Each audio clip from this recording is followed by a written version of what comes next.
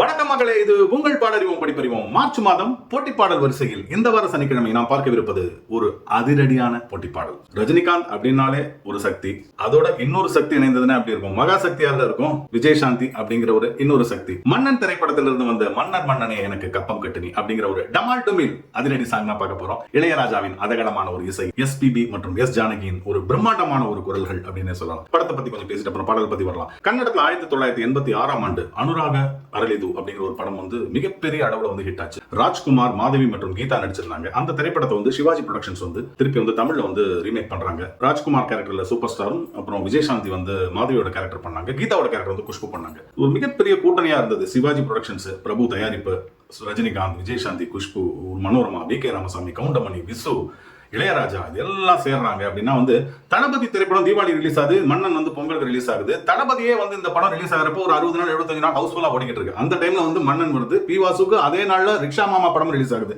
2 படம் பி வாசுக்கு ஒரே நாள்ல வருது.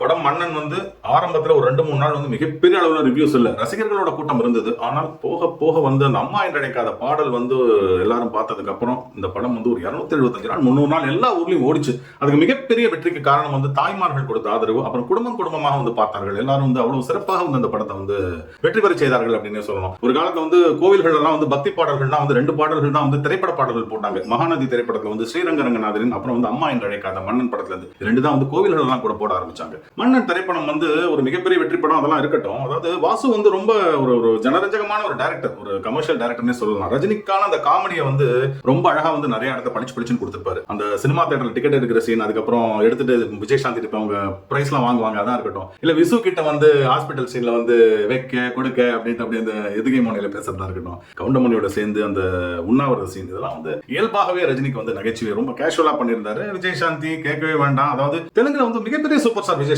அவங்க சும்மா தமிழ்ல கொண்டு வந்து டம்மியான ரோல் கொடுக்கல வாசு. அவர் வந்து எந்த அளவுக்கு வந்து பவர்ஃபுல் ரோலா கொடுத்திருந்தாரு இந்த படத்துல வந்து மன்னன்ல வந்து.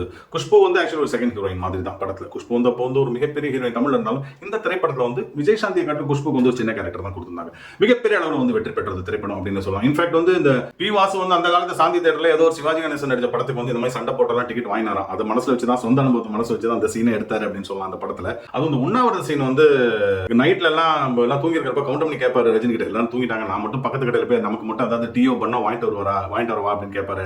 ரஜினி வந்து இப்படி பாப்பாரு, எனக்கு நான் பண்ண தப்பு தெரியாம வந்து நான் மாட்டிக்கிட்டேன் அப்படின்னு சொல்ற சீன்ல வந்து ரஜினியால வந்து சிரிப்பு அடக்கவே முடியலையா. ஏகப்பட்ட டேக் ஓடிக்கிட்டே இருக்கும். அப்புறம் வாசு சொல்லிட்டாராம், சார் இந்த நீங்க சிரிக்காம இருக்க முடியாது, நீங்க பெட்டர் வந்து கவுண்டமணி பேசுறப்ப நீங்க வாயை மூடிக்கங்க இப்படி அப்படின்னா. நீங்க அந்த சீன் பாருங்க, கவுண்டமணி பேசுறப்ப ரஜினி வாயை மூடிப்பாரு, அப்படி வாய் முட்டை தான் சிரிப்பாரு. எல்லாம் வந்து இயல்பாகவே வந்து அந்த நகைச்சுவை வந்து நடந்தது அப்படின்னு சொல்லுவாங்க. படத்துல பெரும்பாலான பகுதிகள் வந்து ஊட்டியில வந்து எடுக்கப்பட்டது. பண்டரி பாய்க்கு வந்து ஒரு மிகப்பெரிய பவர்ஃபுல் ரோல் கொடுத்தாங்க. சரி, பாடல்கள் அப்படின்னா உண்மையா சொல்ல போனா அந்த படத்துல அம்மா என்று அடிக்காத ஒரு பாட்டு தாங்க ஹிட் ஆச்சு. பாக்கி கும்தலக்கடியா இருக்கட்டும், இல்ல ராஜாதி ராஜாவும் தந்திரங்களா இருக்கட்டும், ராஜாதி ராஜாலாம் இப்போ எல்லாம் அந்த ஸ்மியூல் எல்லாம் பாடி ஹிட்டான பாடல் தான். அடிக்குது குளிர், அப்புறம் மன்னர் மன்னன் எனக்கு கப்பம் படி, ரொம்ப சுமார் ரக பாடல்கள் தான். அந்த படத்துக்கு பாடல்கள் பெரிய லெவலில் தேவையில்லை. காரணம் கதை வந்து மிக வலுவான கதை அப்படின்னு சொல்லணும். இந்த பாடலை பொறுத்த வரைக்கும் அப்படின்னா தெரியும், அதாவது இந்த பாடலோட ஹீரோ அப்படின்னா வந்து எஸ்பிபி மற்றும் எஸ் ஜானகி தான். ஏன்னா ஒரு பாடலுக்கு வந்து ஸ்ருதி, தாளம் அதெல்லாம் சொல்றப்போ அந்த பாவம்னு சொல்லுவாங்க. அந்த குரல்ல காட்டி இருக்கிற அந்த மாடுலேஷனா இருக்கட்டும், அந்த திமிரா இருக்கட்டும், கோவமா இருக்கட்டும், அதுதான் இந்த பாடலுக்கு ரொம்ப முக்கியம். அதாவது கடிச்சு நீயா நானும் சண்டை போடுற மாதிரி தான் பாடணும். அந்த அளவுக்கு தான் பாடிருந்தாங்க எஸ்பிபியா இருக்கட்டும், ஜானகியா இருக்கட்டும். ஃபர்ஸ்ட் ஃபுல்லா வந்து ஜானகி மேடம் பாடிடுவாங்க. ஒரு மன்னர் மன்னனி எனக்கு கப்பம் கட்டினி அப்படின்னு சொல்லிட்டு திமிரா பாடுவாங்க. திமிரு அப்படிங்கறது வந்து இந்த வாய்ஸ்ல கொண்டு வந்தாங்க எஸ் ஜானகிமா. அதுக்கப்புறம் அதுக்கு பதில் சொல்றது திருப்பி அடிக்கிற மாதிரி அடிக்கணும். எஸ்பிபி வந்து அடிச்சு பின்னி பெடல் எடுப்பாரு. இதெல்லாம் தான் இந்த பாட்டுக்கு ஒரு மிகப்பெரிய வெற்றி அப்படின்னு சொல்லணும். சாதாரணமா வந்து சண்டிராணியே எனக்கு அப்படிலாம் பாட முடியாது. சண்டிராணியே எனக்கு அப்படி பாடினாலும் இந்த பாட்டுக்கு வந்து ஒரு கெத்து இருக்கும். அதனால இந்த பாட்டு வந்து ஒன்னும் பெரிய சேலஞ்சிங் சாங்லாம் கிடையாது. ஹை பிச் கீபிச்லாம் போட்டு அடிச்சு நொறுக்கணும், கடிச்சு யார் மேலே கோவப்பட்டு 2 அடி அடிக்கிற மாதிரி நினைச்சிட்டு பாடினாதான் இந்த பாட்டு வந்து நிச்சயமா வந்து சிறப்பாக வரும் அப்படின்னு சொல்லலாம். வாலி தான் எழுதியிருந்தார் இந்த பாடல். ரொம்ப அழகாவே இருந்தது. இந்த போட்டி பாடலுக்கான சரியான ஒரு லிரிக்ஸா தான் எழுதியிருந்தாரு. மன்னன் திரைப்படம் அப்படின்னா வந்து எல்லாருமே வந்து மன்னன் அப்படின்னு சொல்லுவாங்க. அதாவது ஒருத்தனுக்கு பைசாவோ இல்லைன்னா வந்து ஒரு காசோ பணமோ புகழோ இது இருந்தால் மட்டும் அது மன்னன் இல்லை. நல்ல குடும்பம், நல்ல பழக்க வழக்கங்கள், நல்ல குணாதிசயங்கள் இருந்தாலே மன்னன் அப்படின்னு சொல்லுவாங்க. என்னை பொறுத்தவரை நல்ல பழக்கம், நல்ல குணங்கள், நல்ல குணாதிசயங்கள், இது போன்ற நல்ல இசையை கேட்கக்கூடிய தன்மை இருக்கும் எல்லோருமே மன்னர்கள் தான். இது கடவுள் அமைத்த மேடை. நன்றி மக்களே.